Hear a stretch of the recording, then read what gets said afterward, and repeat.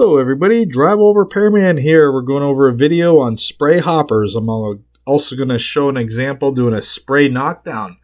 Basically, there's a lot of hoppers out there. I know I've seen people talk about using spray cans, these little spray cans they sell for like $10, $15.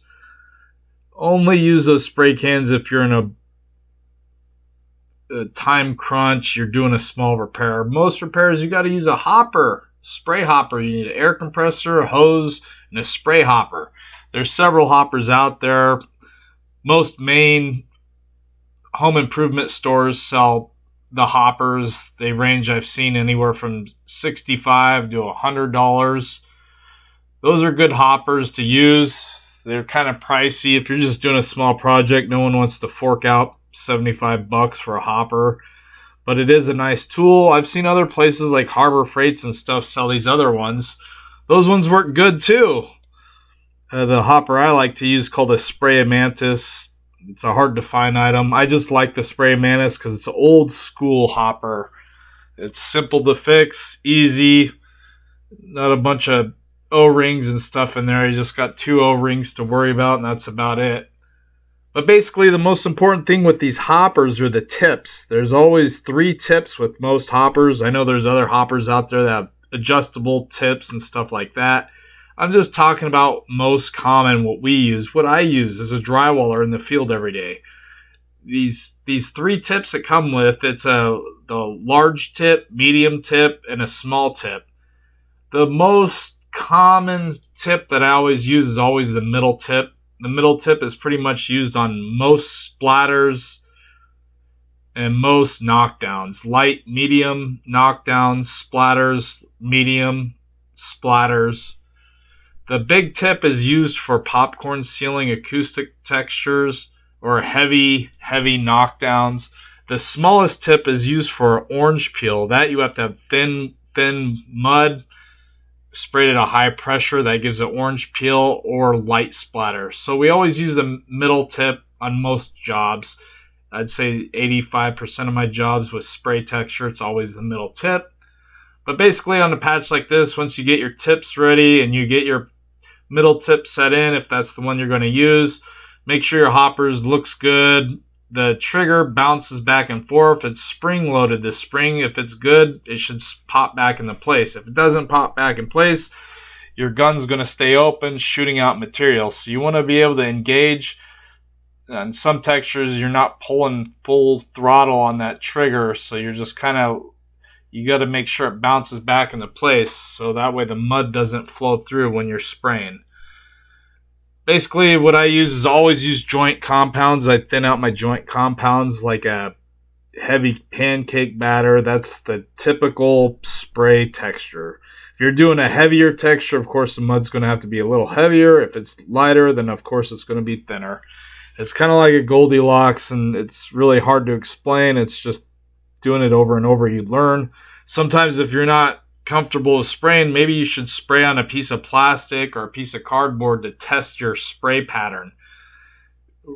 Right when you turn on the air compressor at full pressure, it's not always best. Sometimes you want to just turn it on and let the air flow through the hopper a little bit to kind of drain some of the air out of the compressor, so you don't have full blast pressure all at once.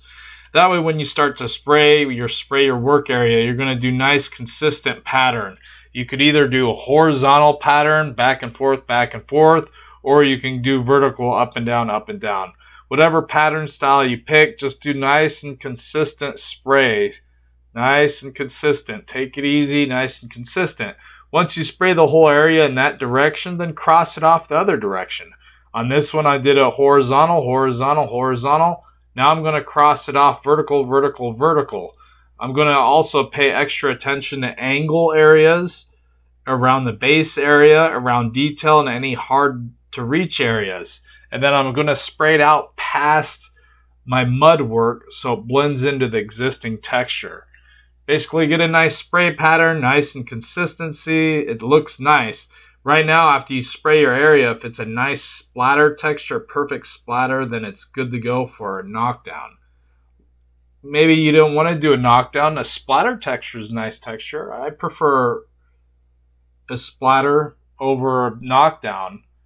If you're doing a new wall, new project, hey, go for a splatter. I like splatters. They look clean, perfect. They hide a lot of mistakes. It's a perfect texture.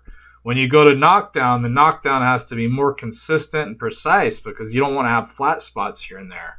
So basically with these sprayed knockdowns, once you get your area sprayed out, I always knock it down with a 6-inch knife. I know a lot of guys out there, they use these special gimmicky knockdown blades. I've seen guys use windshield wipers. I've seen them use everything. You name it, it's been used or tried. If you're spraying a whole ceiling out, big, large project, of course you want to use a big knife. But small areas like this, just use a nice 6-inch knife. I don't mean an old rusted 6-inch knife. A nice straight edge 6-inch knife. We want a straight edge so it leaves a nice knockout pattern. Nice and clean. What I always do is I keep a damp sponge with me and a clean 6-inch knife, and I'm going to knock down the texture.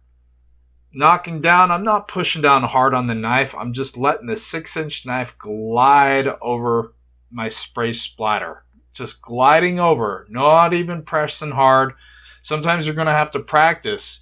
Maybe you've never did a knockdown before, so go ahead and practice this procedure on a scrap piece of sheetrock, cardboard, piece of plastic, something, until you can get your technique down on your pressure.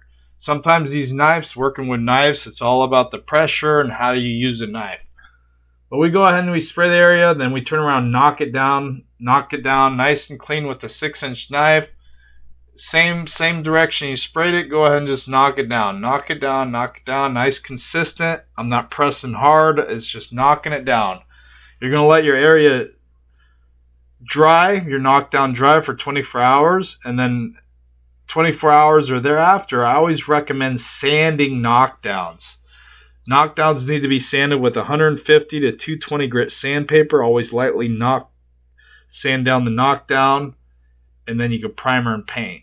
If you do a splatter texture, you never sand splatter texture. Splatters are rounded.